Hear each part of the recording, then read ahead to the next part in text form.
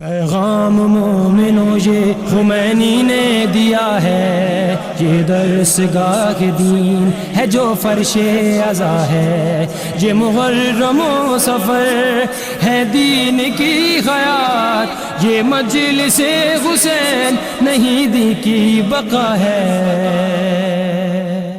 اعوذ باللہ من الشیطان الرجیم، بسم اللہ الرحمن الرحیم، الحمد للہ رب العالمین بارئ الخلائق اجمعین، والصلاة والسلام علی اشرف الانبیاء والمرسلین، خاتم النبیین، سیدنا و مولانا ابی القاسم محمد وآلہ الطیبین الطاہرین المعصومین الذین اذهب اللہ عنہم الرجس وطہرہم تطہیرا،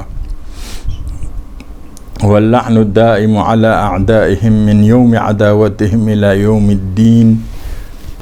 مولا سید الشہداء کی جب ملاقات ہوئی لشکر حر کے ساتھ منزل بیضہ پر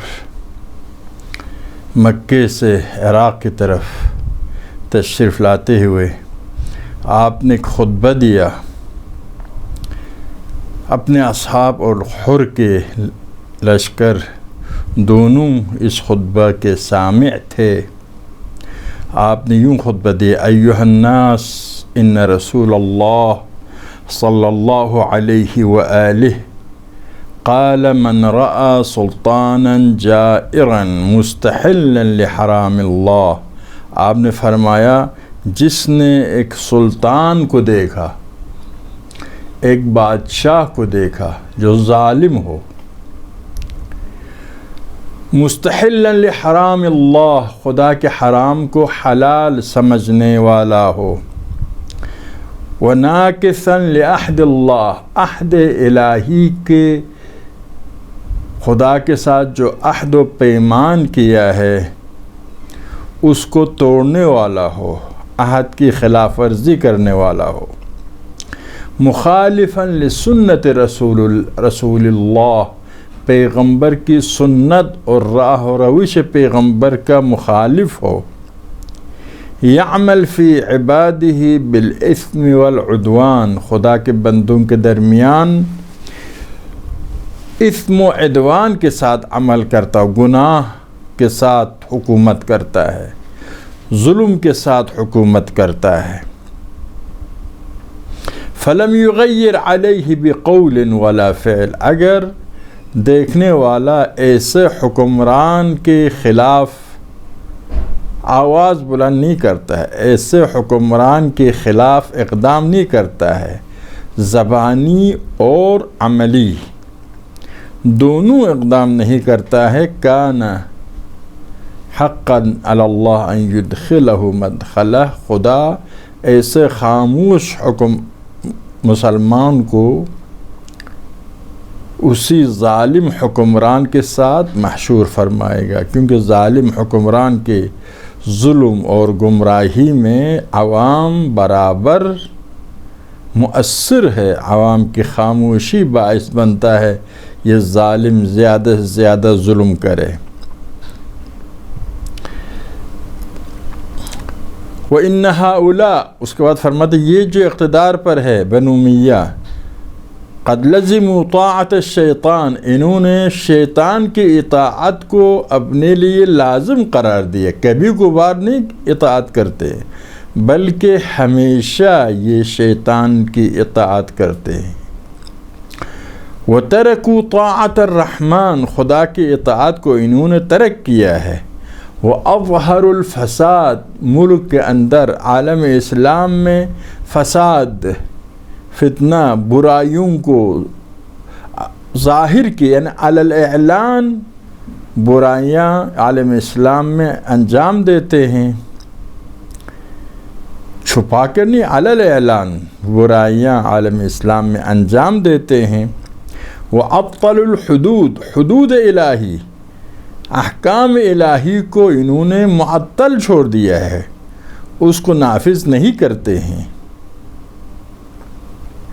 وَاسْتَأْثَرُوا بِالْفَيْءِ، مسلمانوں کے بیت المال کو اپنے خاندان کے ساتھ، اپنی ذات کے ساتھ، اپنی پارٹی کے ساتھ مخصوص کر رکھا ہے، مستحق لوگوں کو نہیں دیتے ہیں۔ وَأَحَلُّوا حرام اللہ، خدا کے حرام کو انہوں نے حلال قرار دیا۔ وَحَرَّمُوا حَلَالَ، خدا کے حلال کو حرام قرار دیا، حلال کو حرام، حرام کو حلال۔ وَأَنَا أَحَقُّ مِمَّنْ غَيَّرَ، تو میں حق رکھتا ہوں اس مقام کا کہ اس حکومت کو ختم کر کے میں خود حکومت بناؤں۔ آپ عرض کیا امام حسین جانتے تھے شہید ہونے والے ہیں، لیکن نظریاتی بات کر رہے ہیں، نظریاتی طور پر میں حقدار ہوں اس کے بنسبت جو دین خدا میں تغییر لاتا ہے، بدعتیں پیدا کرتا ہے، خدا کی اطاعت چھوڑ کر شیطان کی اطاعت کرتا ہے۔ وَقَدْ أَتَتْنِي كُتُبُكُمْ، تمہاری کتابیں آئی، تمہاری خطوط آئے، اور اس میں یہ لکھا تھا کہ تم سب نے میری بیعت کی ہے، اور سب نے وعدہ کیا ہے کہ مجھ کو دشمن کے حوالہ نہیں کریں گے، مجھ کو تنہا نہیں چھوڑیں گے۔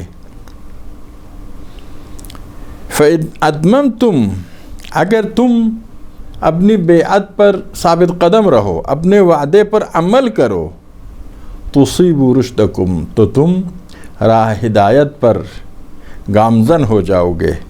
فَأَنَا الْحُسَيْنِ بْنُ عَلِيٍّ وَابْنُ فاطمہ، فَأَنَا الْحُسَيْنُ بْنُ عَلِيٍّ وَابْنُ فاطمہ، میں حسین ابن علی ہوں اور حسین ابن فاطمہ ہوں، بنت رسول اللہ، جو رسول خدا کی بیٹی ہے، میں پیغمبر کا نواسا ہوں۔ نفسی ما انفسکم، میں ابھی آیا ہوں اپنے آپ کو تمہارے درمیان، جو مصیبت تم پر آئے وہ مصیبت مجھ پر، جو مشکلات تمہیں اٹھانا پڑے میں بھی تیار ہوں، یعنی میری جان تمہارے جانوں کے ساتھ، میں اپنی جان کو تم پر ترجیح نہیں دیتا ہوں، سختیوں میں آسائشوں میں تمہارے ساتھ ہوں۔ وَأَهْلِ مَا أَهْلِكُمْ، بلکہ میرے خاندان بھی، میرے ناموس بھی تمہارے خاندان کے ساتھ، تمہاری فیملی کے ساتھ، تمہاری ناموس کے ساتھ ہے۔ جن مشکلات سے تمہاری خاندان دوچار ہوگی میرے خاندان بھی، یعنی میں اپنے خاندان کو بھی تمہارے مشکلات میں شریک بنانے کے لیے لایا ہوں۔ وَلَكُمْ فِيَّ أُسْوَةٌ، میں تمہارے لیے نمونۂ عمل ہوں۔ وَلَكُمْ فِيَّ أُسْوَةٌ، میں تمہارے لیے نمونۂ عمل ہوں۔ انسانوں کی تربیت میں نمونۂ عمل انتہائی اہم ہے۔ لیڈران عام طور پر ایسے ہوتے ہیں کہ خود عیش کرتے ہیں، عیش و نوش میں، عیاشی میں، خوشگذرانی میں مصروف ہوتے ہیں، دوسروں کو مشکلات کے میدان میں بھیج دیتے ہیں۔ لیکن میں ایسا نہیں ہوں، میں خود نمونۂ عمل ہوں، جو عمل میں کرتا ہوں وہ تم کرو۔ میں فرزند پیغمبر ہوں، امام زمان ہوں، اور میں تمہارے لیے نمونۂ عمل ہوں۔ وَإِن لَمْ تَفْعَلُوا وَنَقَضْتُمْ عَهْدَكُمْ، اگر تم ایسا نہیں کرو گے، عہد و پیمان کو توڑ دو گے اور میری جو بیعت کی ہے اس بیعت کی خلاف ورزی کرو گے، مَا هِيَ لَكُمْ بِنُكْرٍ، مَا هِيَ لَكُمْ بِنُكْرٍ، یہ عمل تمہارے لیے نئی بات نہیں ہے، تم ہمیشہ نقض عہد کرنے والے ہو، ہمیشہ بیعت شکنی کرنے والے ہو۔ فَعَلْتُمُوهُمَا بِأَبِي وَأَخِي وَابْنِ عَمِّي مسلم، تم نے نقض عہد کیا ہے، بیعت شکنی کیا ہے میرے والد کے ساتھ علی مرتضیٰ کے ساتھ، میرے بھائی حسن مجتبیٰ کے ساتھ، میرے چچزاد حضرت مسلم کی ساتھ جو بیعت کی تھی اس کی نقض کی ہے۔ یہاں پر یہ میں نے عرض کیا کہ حسین فرماتے میں تمہارے لیے اسوہ حسنہ ہوں۔ پس محرم کے اہم پیغام یہی ہے کہ حسین کو اسوہ حسنہ قرار دینا۔ حسین یہاں پر ظالم حکمران کے ساتھ مقابلہ کرنا، دین خدا کو نظر انداز کرنے والے حکمران کے ساتھ مقابلہ کرنا، عوام کے حق نہ دینے والا اور ملک کے بیت المال اپنی پارٹی کے ساتھ مخصوص کرنے والے حکمرانوں کے خلاف حسین نے قیام کیا ہے۔ اس سلسلے میں حسین فرماتے میں تمہارے نمونہ عمل ہوں، اسوہ حسنہ ہوں۔ البتہ صرف یہ نہیں، یہ ایک مثال ہے، یعنی میں ہر حوالے سے امام معصوم ہوں، تمہارے لیے اسوہ حسنہ ہوں۔ امام حسین اسوہ حسنہ ہے ہر میدان میں، معصوم ہے، معصوم ہے، اسوہ حسنہ ہے ہر میدان میں۔ ہماری احادیث میں ہے یا ایتھا النفس المطمئنہ، اے نفس مطمئنہ، اے وہ نفس جو اطمینان کے مقام پر فائز ہوا ہے، خدا والا ہو چکا ہے، خدا پر 100% اعتماد ہے، خدا کے علاوہ کسی اور کے ذرہ برابر اس نفس پر اثر نہیں ہے، اسی لیے اطمینان کے مقام پر فائز ہے۔ ارجعی الی ربک راضیۃ مرضیہ، پلٹ کر آؤ اپنے پروردگار کی طرف، جبکہ تم اپنے خدا سے راضی، خدا تم سے راضی۔ راضیۃ مرضیہ فادخلی فی عبادی، تو جب راضی خدا سے، خدا تم سے راضی ہے تو میرے بندوں میں داخل ہو جاؤ، بندے وہ جو خدائی ہو چکے ہیں۔ فادخلی فی عبادی وادخلی جنتی، حقیقی بندہ ہونے کی صورت میں جنت ہی جنت ہے، دنیا میں بھی جنت، آخرت میں بھی جنت، اور جنت آخرت تو انہی کے لیے خدا نے بنایا ہے۔ وادخلی جنت، یہاں پر احادیث کہتی ہے کہ یہ آیت حسین کے شان میں ہے۔ مراد یہ ہے کہ آیت تو کلی اصول بیان کرتا ہے۔ اگر انسان کا نفس مطمئن ہو جائے تو خدا سے راضی ہو جائے گا، خدا اس سے راضی ہے، اور پھر خدا کی بندگی میں داخل ہو جاتا ہے، پھر جنت اسی کا نتیجہ ہے، اسی کا لازمہ ہے۔ تو حسین اس کے مصداق، نمایاں مصداق ہے، واضح مصداق ہونے کی وجہ سے ہماری احادیث نے فرمایا اس آیت سے مراد حسین نے، آیت سے مراد حسین۔ مثلا جب ہم کہتے عالم تو عالم مجتہدین عالم ہے، یعنی وہ مصداق ہے اس لفظ کے، تو اس آیت کا مصداق نمایاں حسین ابن علی ہے۔ تو وہاں پر کیا ہے؟ عبادت۔ امامت کے بارے میں جو آیت ہے اس میں کیا فرماتا ہے؟ فرماتا ہے وَكَانُوا لَنَا عَابِدِينَ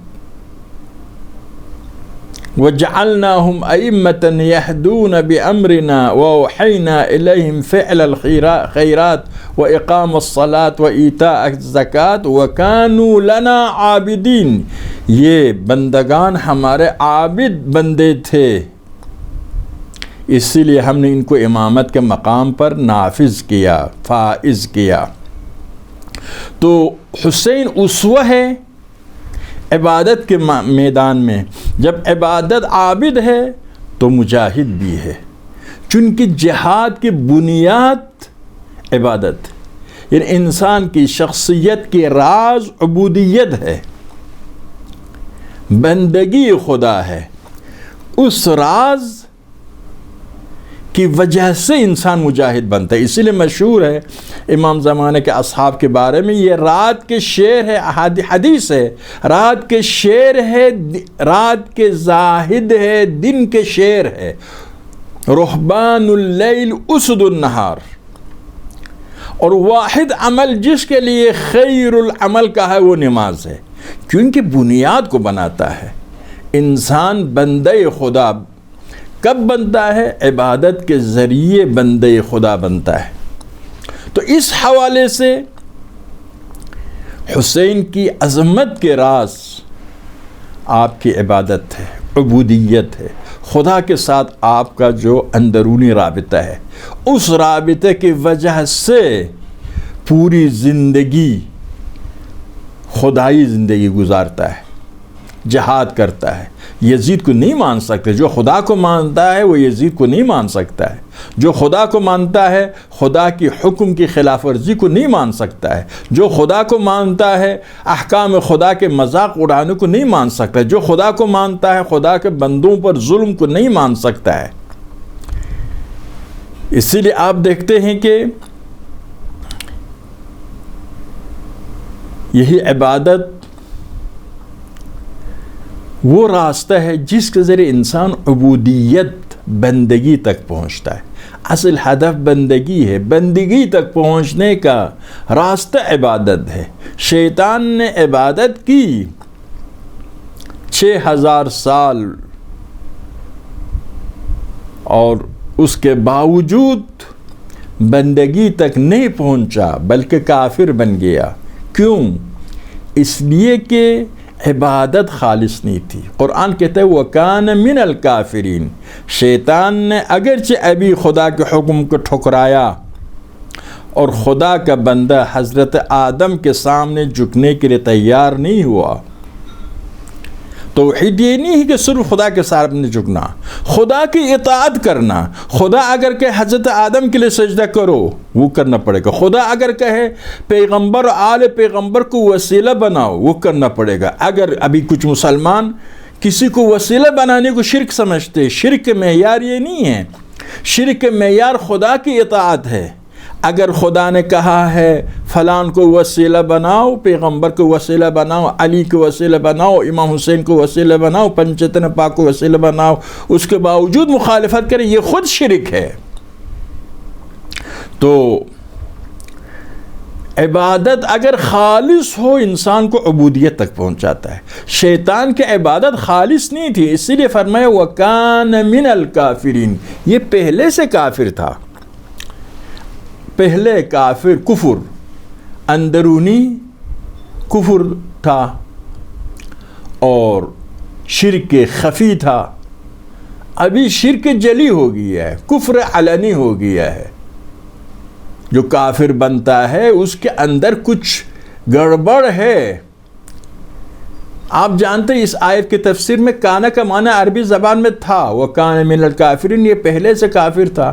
مفسرین حیران ہو گئے، یہ کیا مطلب؟ یہ تو ابھی کافر بن گیا. خدا کہتے پہلے سے تھا. تو کانا کا معنی سارا کرتے. کانا یہاں پر اپنے معنی میں استعمال نہیں ہوا ہے، مجازن سارا کے معنی میں استعمال ہوا ہے. یعنی کیا؟ یہ کافرین میں سے بن گیا ابھی. لیکن دوسرے مفسرین فرماتے ہیں اس کی ضرورت نہیں ہے. کانا اپنے معنی میں باقی رکھو. اپنے معنی میں باقی رکھ کر معنی صحیح نہ ہو جائے پھر آپ کو حق ملتا ہے معنی مجازی پر حمل کرنے کا. ورنہ اگر اپنے معنی میں باقی رکھ کر معنی صحیح ہو جاتا ہے تو پھر معنی مجازی لینے کا حق نہیں ہے. یہ پہلے سے کافر تھا. کفر خفی، شرک خفی اس کے اندر تھا. اس لیے عبادت کے باوجود، اس شرک خفی کے ساتھ عبادت کے باوجود عبادت اس کو عبودیت تک نہیں لا سکا. تو یہ عبادت فلسفہ خلقت، ما خلقت الجن والانس الا لیعبدون. انسان اس وقت انسان بنتا ہے جب عابد ہو، ورنہ کیا ہے کل انعام بل ہم اضل سبیلا.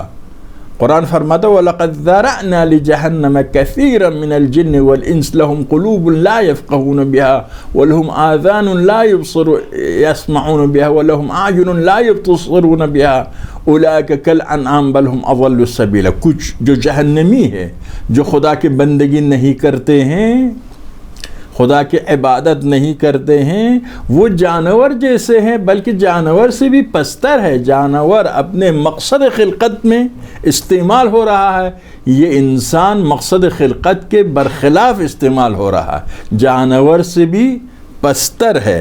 تو انسان کی حقیقت عابد ہونا ہے، عبد ہونا ہے.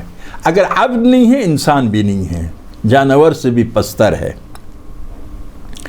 اسی لیے عرض کیا انسان کی حقیقت عبد ہونا ہے. اس حقیقت تک پہنچنے کے لیے عبادت صراط مستقیم ہے. اسی لیے فرمایا وَأَنِ اعْبُدُونِي هَذَا صِرَاطٌ مُسْتَقِيمٌ. میری عبادت کرو، یہی صراط مستقیم ہے. عبادت انسان کی حقیقت ہے، اور عبادت کی وجہ سے، عبادت کے اعلیٰ درجات پر فائز ہونے کی وجہ سے رسول خدا بن گئے۔ فرماتا ہے کیا؟ آپ تشہد میں، نماز میں، عبدہ و رسولہ، عبد خدا ہے اور رسول خدا ہے۔ عبد ہونے کی وجہ سے، عبودیت کے اعلیٰ درجات پر فائز ہونے کی وجہ سے رسول بن گیا ہے۔ معراج پر پیغمبر گئے ہیں کس وجہ سے؟ رسول عبد ہونے کی وجہ سے۔ سبحان الذی اسری بعبدہ لیلا من المسجد الحرام الی المسجد الاقصی، اسرا ہوا، لے گیا اپنے بندے کو مسجد حرام سے مسجد اقصی تک۔ اسری بعبدہ، آپ دیکھ رہے ہیں کہ عبد ہونے کی وجہ سے اسراء کے مقام پر اور معراج کے مقام پر پہنچا۔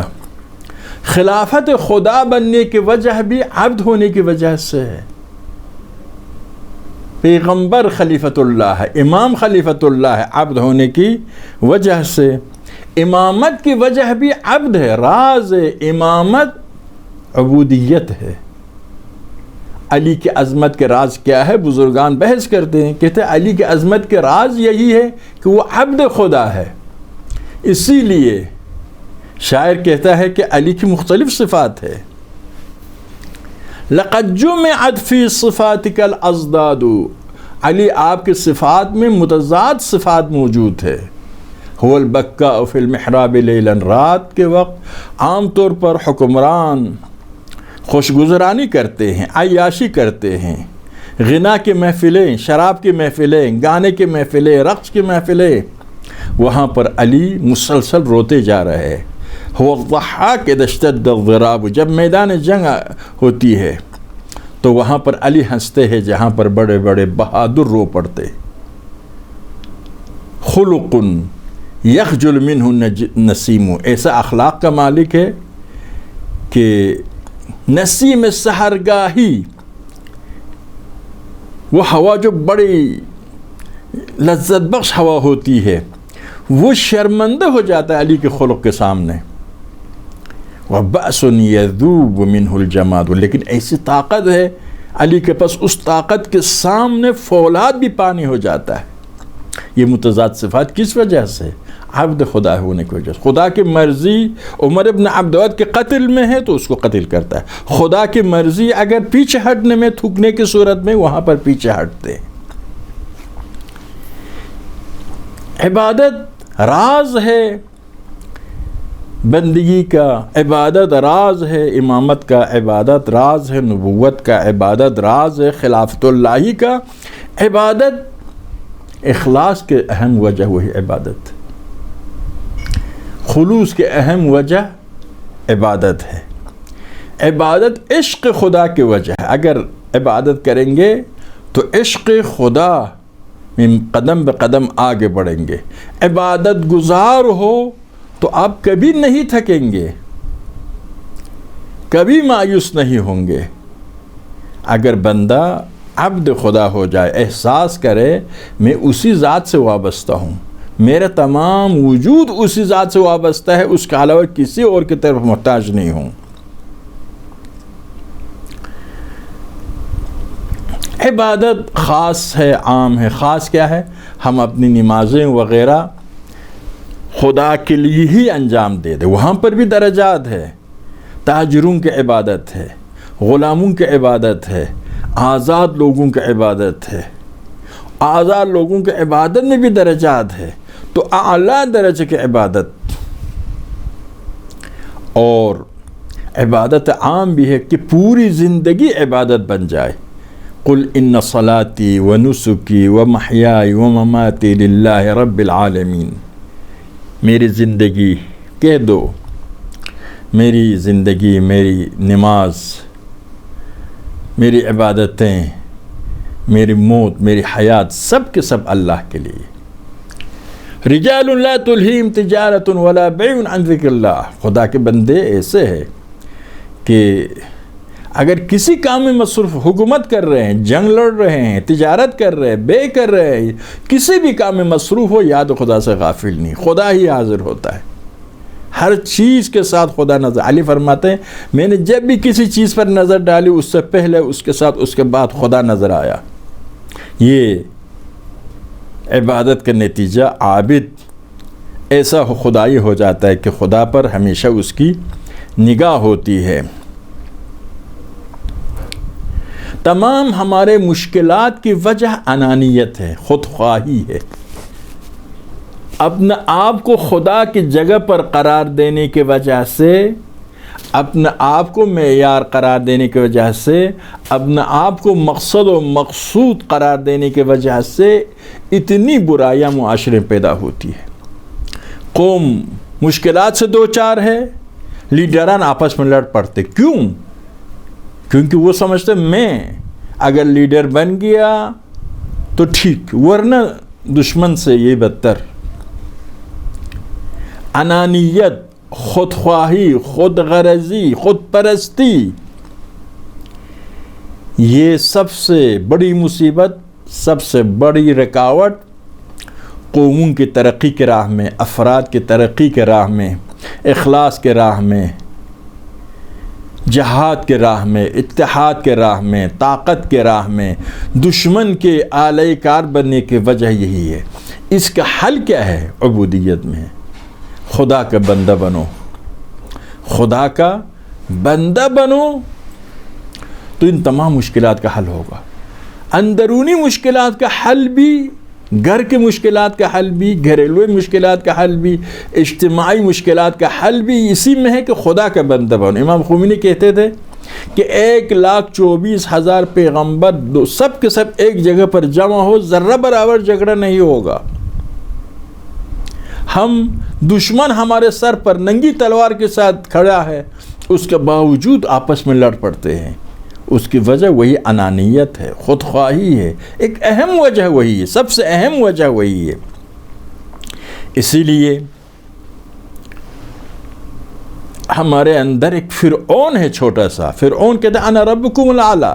میں یہی نہیں کہتا ہوں، لیکن میرے دل میں یہی ہے، آخری مقصد میں ہوں، آخری ہدف میں ہوں، میرا فائدہ ہو، میری خوشنودی ہو تو ٹھیک، ورنہ نہیں. لیکن عبادت اس مشکل کا حل ہے. آپ عبد بن جاؤ تو خدا کی مرضی کو مد نظر رکھیں گے، خدا کی مرضی کو مد نظر رکھیں گے، تمام مشکلات کا حل ہو جائے گا. امتوں میں اختلاف ختم ہو جائے گا، گھر میں شوہر بیوی کے اختلاف بھی ختم ہو جائے گا، بھائیوں کے اختلاف بھی ختم ہو جائے گا، انجمنوں کے اختلافات بھی ختم ہو جائیں گے اگر سب کا مقصد خدا بن جائے، عبادت ہو. تو عبادت عام یہ ہے کہ پوری زندگی میں مقصد خدا ہو. کوئی مشکل نہیں، آپ یہی زندگی گزاریں گے، تجارت کریں گے. فرمایا ایسے رجال ہے لا تلہیہم تجارت ولا بیع عن ذکر اللہ، نہ تجارت نہ بیع یاد خدا سے ان کو غافل نہیں کرتے. یعنی کیا؟ اپنے کام کریں گے، اپنی دنیا کے لیے. حضرت سلیمان نے حکومت چلائی انس و جن دونوں پر، لیکن خدا سے غافل نہیں. یہی حکومت کرنا عبادت تھی. علی کی حکومت عبادت تھی، امام زمانے کی حکومت عبادت ہے. کیونکہ خدا کے لیے عبادت ایک ایسی چیز ہے کہ مادی چیز معنوی حقیقت میں تبدیل ہو جاتی ہے. آپ خرچ کریں گے، اگر خدا کے لیے ہو تو یہی مال جو خرچ کیا وہ بالکل معنوی میں، جنت میں، ثواب میں تبدیل ہو جائے گا. لن ينال الله لحومها ولا دماؤها ولكن يناله التقوى منكم. آپ جب قربانی ذبح کرتے ہیں، نہ اس کے گوشت خدا کو ملتا ہے، نہ اس کے خون، تمہارا تقوی خدا تک پہنچتا ہے. یہ عبادت کی وجہ سے دیکھیے ایک مادی چیز ابدی روحانی بن جاتی ہے، فانی چیز ابدی بن جاتی، دنیاوی چیز اخروی بن جاتی ہے. کربلا میں حسین کی عبادت کا معراج تھا. آپ دعائے عرفہ میں دیکھتے ہیں حسین کس طرح سے معرفت خدا کا اظہار کرتے ہیں. فرماتے خدایا کیا میں ان آثار کے ذریعے، ان مخلوقات کے ذریعے تیری معرفت حاصل کروں؟ یہ تو دور ہونے کا باعث ہے. مخلوقات کی کیا حیثیت ہے کہ یہ مجھے تیری ذات تک پہنچائے؟ تو سب سے زیادہ ظاہر ہے، سب سے زیادہ نمایاں ہے. تیری ذات ہی کے ذریعے مخلوقات کو پہچانوں گا. کیوں مخلوقات کے ذریعے تیرے ذات کو پہچانوں؟ خدایا تو نے اپنے اولیاء کے دلوں کو تیری محبت سے بھر دی ہے، تو ان کے دلوں میں کسی اور کے لیے جگہ نہیں ہے. دعائے عارفہ میں دیکھیے، کسی اور کے لیے گنجائش نہیں ہے. خدایا ماذا وجد من فقدک، جس نے تجھے کھویا ہے اس کو کیا ملا، اور جس نے تجھے پایا ہے اس نے کیا کھویا. ماذا فقد من وجدک. اس طریقے سے معرفت، عرفان، عبادت قلبی حسین ہے. میدان عرفہ میں فرماتا خدایا تیرا شکر ہے، تو نے مجھے خلق کیا، تو نے مجھے نعمتیں دی، تو نے مجھے دولت اسلام، حکومت اسلام کے دوران وجود میں لایا. اس طرح سے مسلسل خدا کے شکر ادا کرتے ہیں. اور کربلا کے میدان میں عرفان عملی ہے. حسین نے کربلا کے میدان میں کس طریقے سے قربانی دی.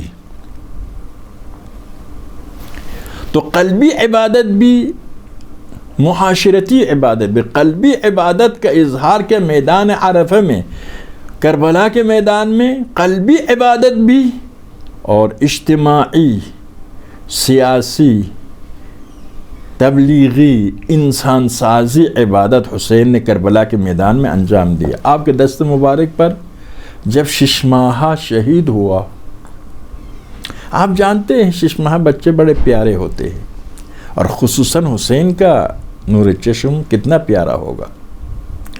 لیکن فرمایا خدایا ہون ما نظر بی انہ بعینک، خدایا یہ مصیبت میرے لیے آسان ہے، اس لیے آسان ہوئی ہے یہ مصیبت کہ تیری نگاہوں کے سامنے،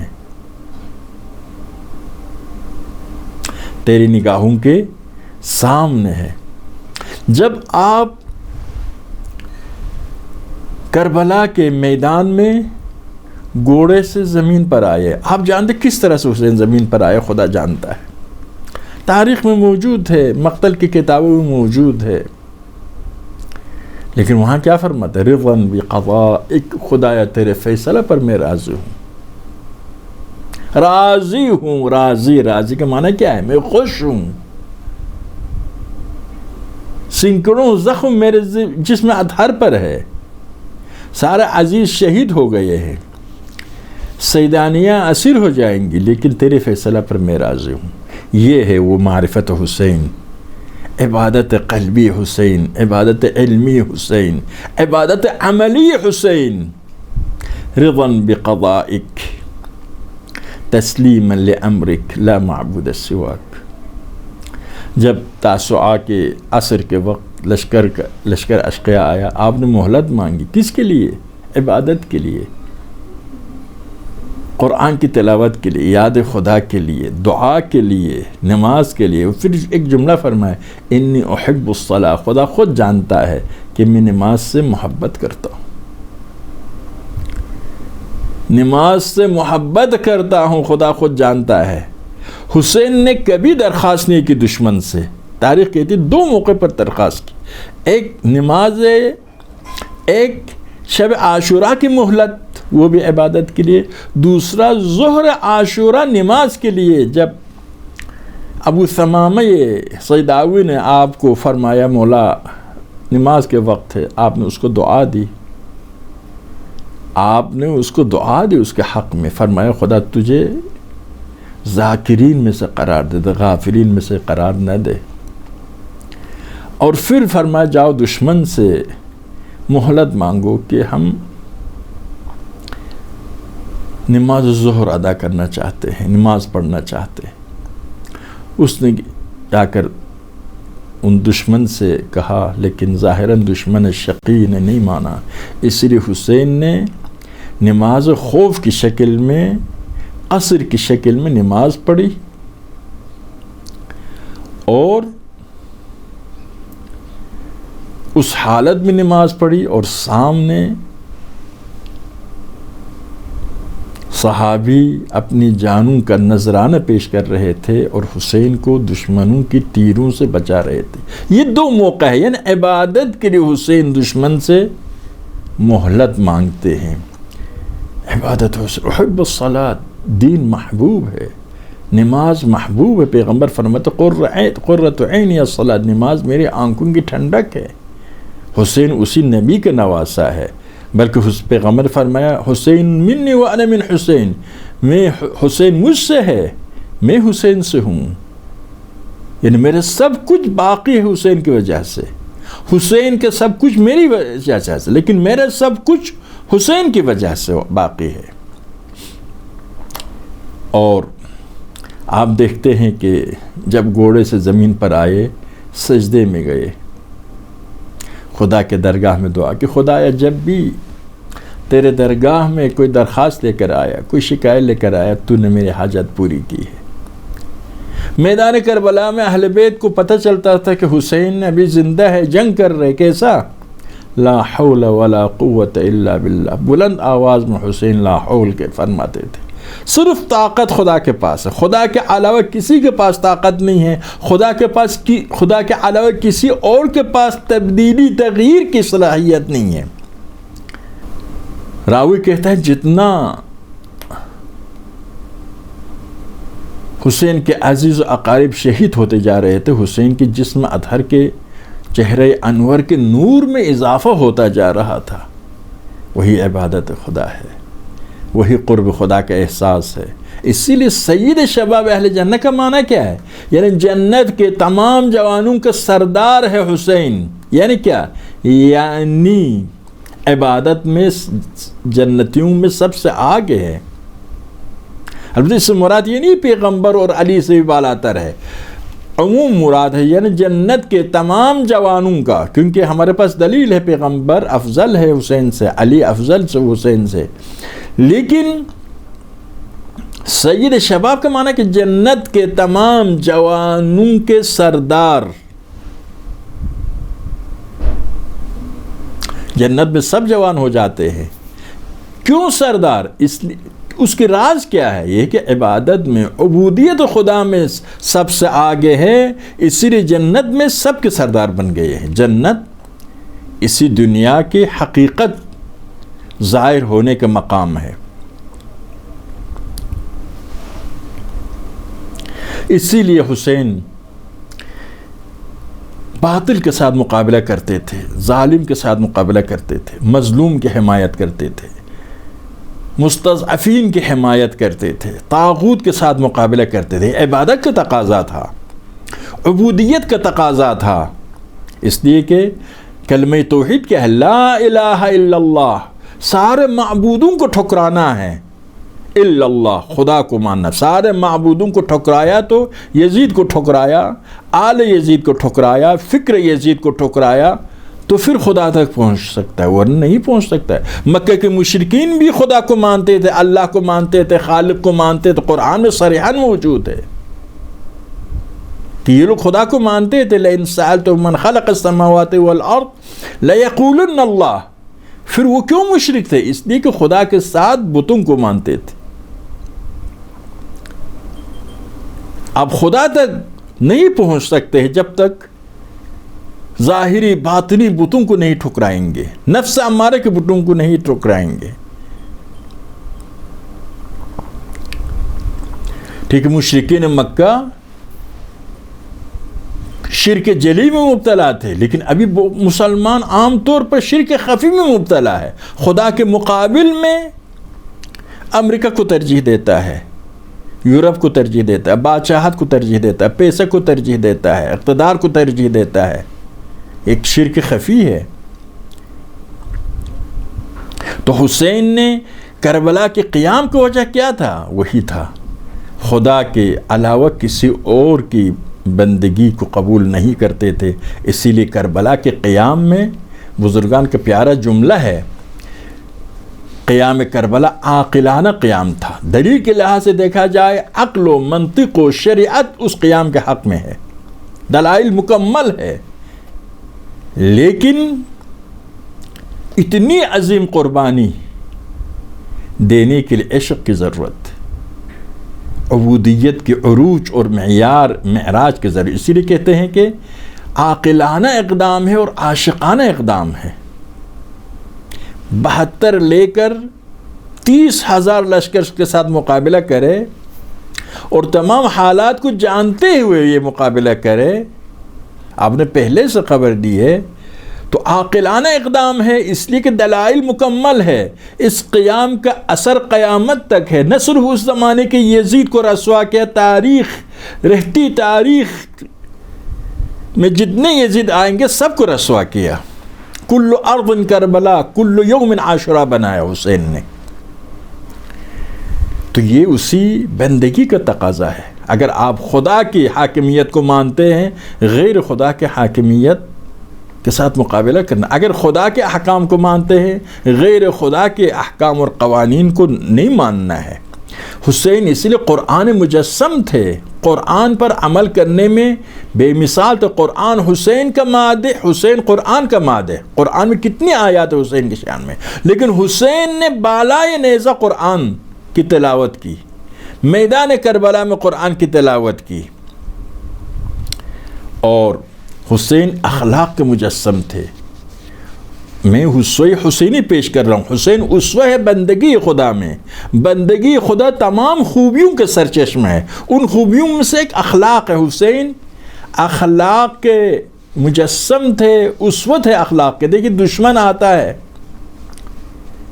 سب پیاسے ہیں، کسی نے مشورہ دیا مولا دشمن پیاسے ہے، ہم اسی وقت جنگ کر کے لشکر حر کو نابود کر سکتے ہیں، لیکن حسین نے ان کو نہ صرف نابود نہیں کیا، پانی پلایا۔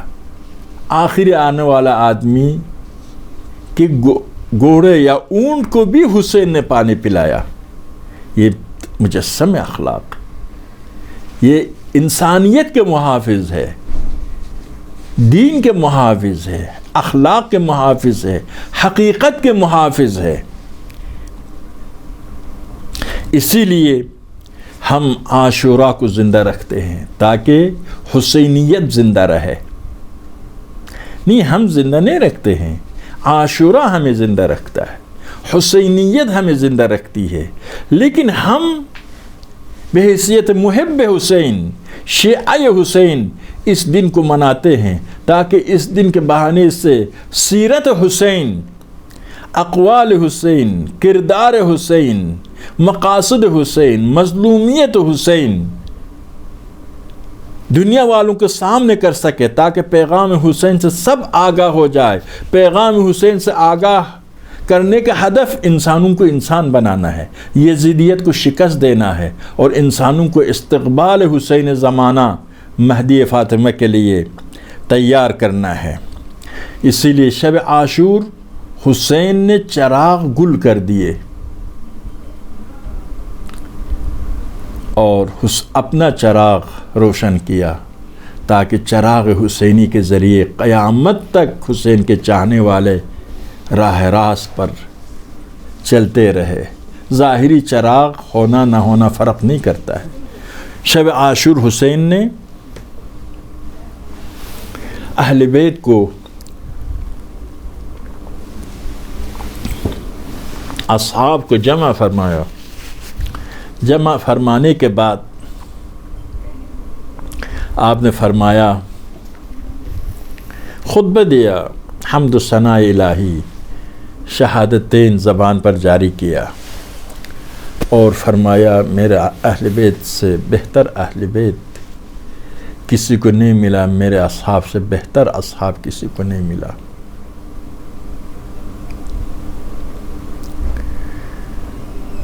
ان کی تعریف کرنے کے بعد چراغ گل کر دیے۔ فرمایا میں اپنی بیعت جو تمہاری گردنوں پر اٹھاتا ہوں، آپ لوگ اپنی جانوں کو بچائیے، چلے جائیے۔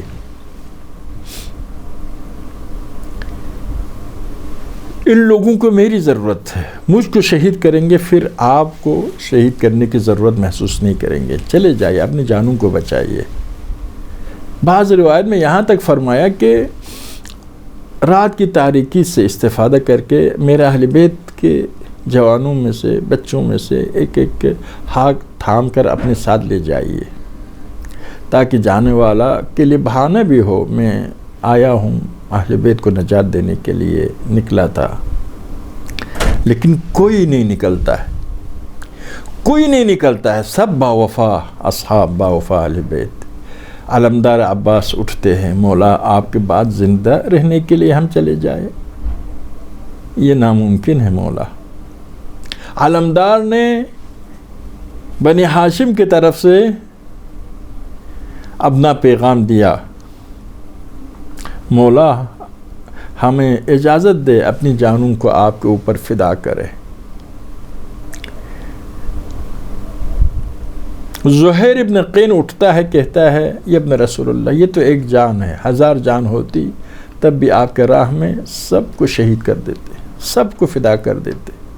مسلم ابن اوسجہ اٹھتے ہیں، کہتے ہیں مولا یہ تو ایک جان ہے، 70 جان ہوتی 70 بار قتل کر دیا جاتا اور آگ لگا دیا جاتا، خاکستر بن جاتا، پھر دوبارہ زندہ ہو جاتا، میں آپ کو چھوڑ کر جانے والا نہیں ہوں۔ اصحاب کی طرف سے ترجمانی کی، امام نے سب کو دعائے خیر دی،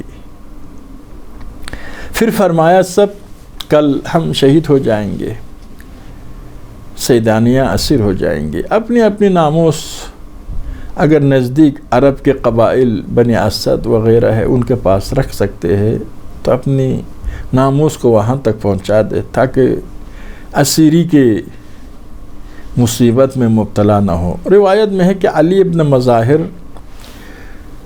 اٹھ کر آیا، اپنے زوجہ کے پاس کہا کہ میں آپ کو بنی اسد کے پاس، یہ علی ابن مظاہر بھی بنی اسد سے تعلق رکھتا تھا، کہا کہ میں آپ کو بنی اسد کے پاس چھوڑ کر آنا چاہتا ہوں۔ کہا کیوں؟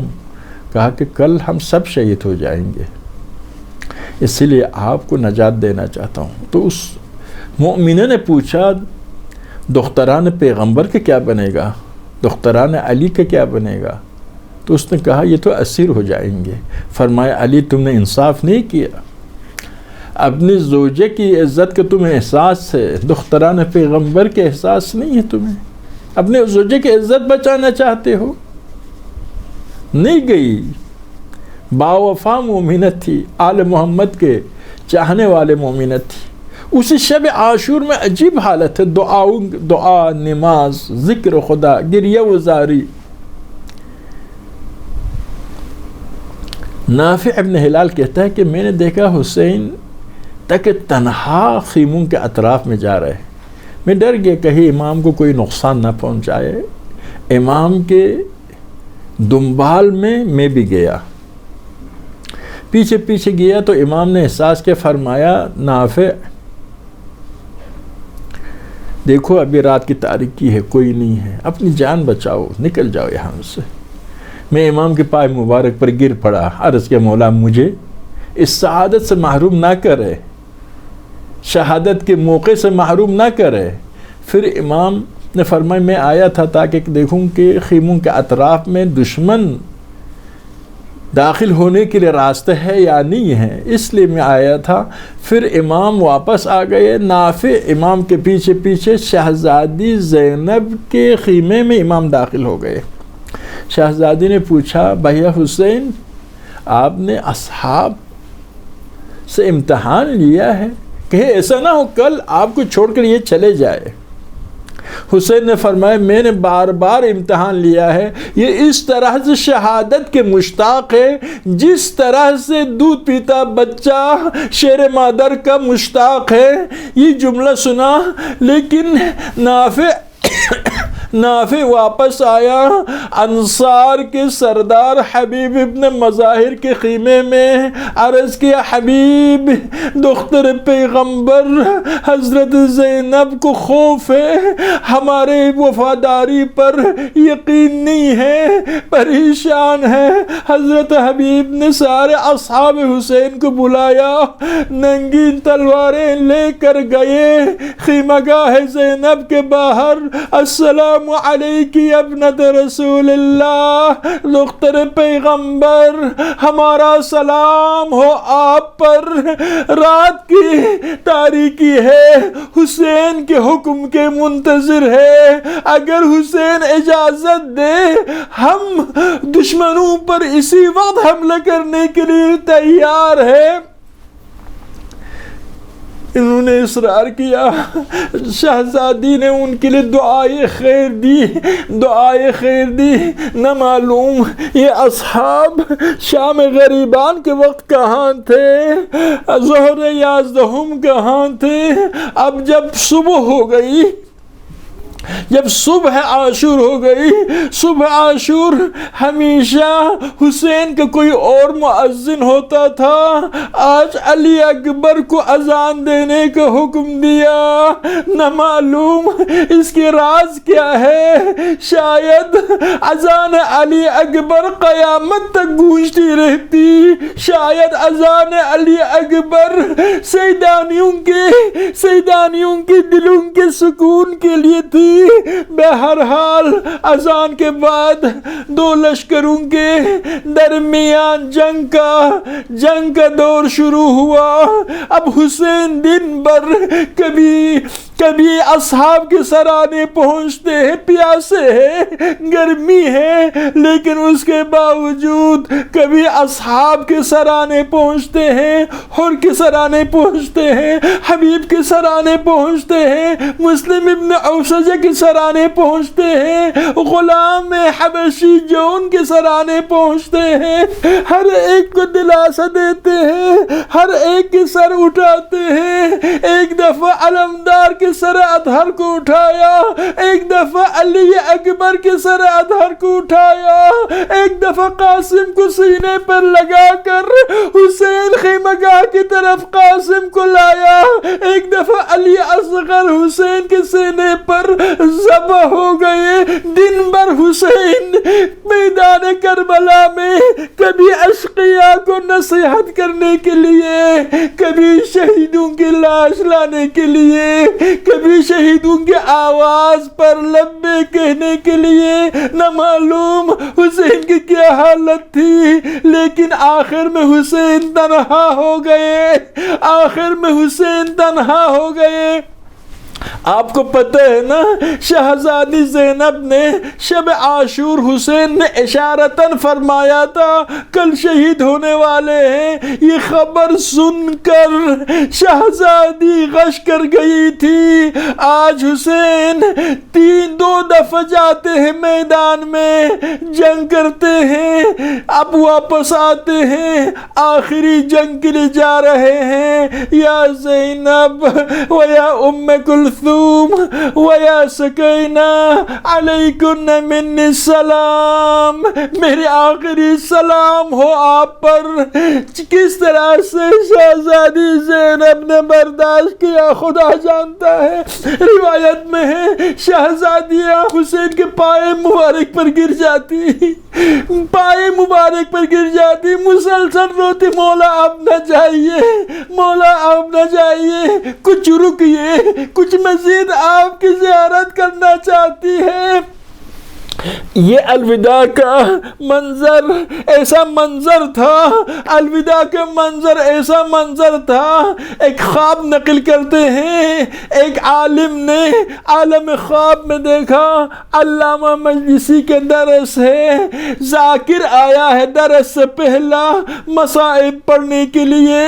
جیسے ہی ذاکر مصائب شروع کرنا چاہتا تھا، پردہ اٹھا، پردے کے اندر سے ایک آدمی آیا کہا کہ جناب سیدہ پردے کے اندر ہے، وہ کہتی ہے کہ حسین کے الوداع کے مصائب سناؤ۔